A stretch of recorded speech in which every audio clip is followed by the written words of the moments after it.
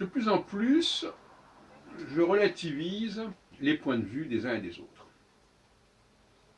On ne peut pas voir les choses selon un certain point de vue quand on est dans un autre cas de figure.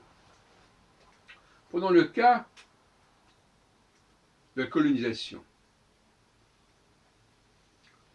On peut toujours dire que les colonisateurs ont envahi et colonisé, mais on peut aussi dire, à la limite, que les colonisés ont exploité les colonisateurs. On peut dire que le français a influencé l'anglais, mais on peut aussi dire que l'anglais s'est emparé du français. Il y a toujours, on peut toujours renverser l'argumentation. Et il ne faut pas être naïf à ce niveau-là. Il faut toujours éviter, à mon avis, de croire qu'il n'y a qu'un seul point de vue. Les femmes n'ont pas le même point de vue que les hommes, ne tiennent pas les mêmes discours, les enfants n'ont pas le même discours sur les adultes, etc. Chacun a son point de vue. Et le mot veut bien dire ce qu'il veut dire. J'ai un certain point à partir duquel je vois les choses. Donc il faut relativiser les points de vue, avec un certain cynisme peut-être, en disant, ben voilà, bon ben, c'est normal, c'est de bonne guerre, comme on dit. C'est de bonne guerre que les uns disent certaines choses, et les autres disent autre chose, parce qu'ils ne sont pas dans le même camp. Donc ils n'ont pas le même point de vue.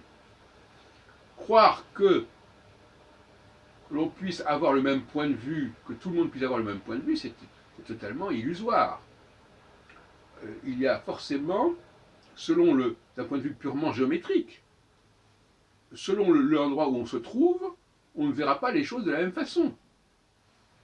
Bon, voilà. Et je crois que ce qui est embêtant, c'est qu'aujourd'hui, on ne comprend pas cela. Au fond, c'est une forme de laïcité. La laïcité, c'est d'accepter que les gens n'aient pas le même point de vue.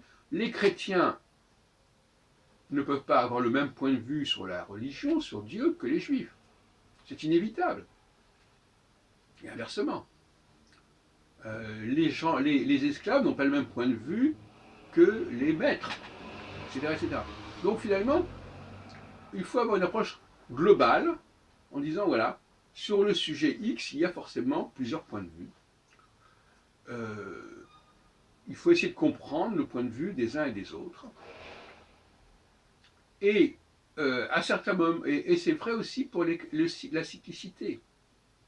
À certains moments, comme pour prendre mon langage cyclologique, à une époque donnée, on voit les choses d'une certaine manière. À une autre époque, on voit les choses d'une autre manière. Voilà.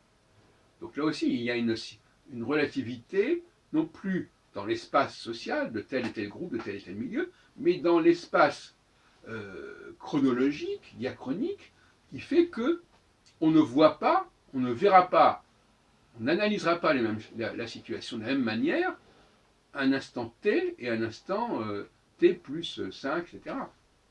Donc je crois que ça c'est vraiment la base. Et effectivement, pour revenir à l'astrologie, la philosophie de l'astrologie, c'est de nous dire ça aussi. Bon, à savoir que si on est né sous tel et tel signe, on ne verra pas les choses que si on est sur un autre signe. Et, par exemple, le lion ne verra pas les mêmes choses que le cancer. De la même façon, ce qui est valable, comme dirait Pascal, ce qui est valable d'un côté des Pyrénées n'est pas valable de l'autre côté des Pyrénées. Ce qui est valable pendant une période X sous des configurations astrales données ne sera pas valable sous d'autres configurations. Donc là, il faut bien comprendre qu'il y a un relativisme et que ce relativisme, il est fondamental, il est la base de la laïcité. Je comprends votre point de vue, on va dire, je comprends que vous voyez les choses comme ça, moi je les vois autrement. Chacun peut voir les choses de son point de vue. Et pourquoi pas?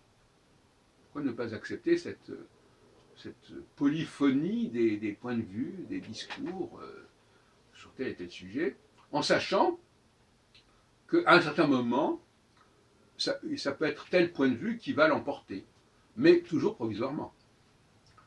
il y a des problèmes de rapport de force qui sont liés à une évolution de l'espace-temps.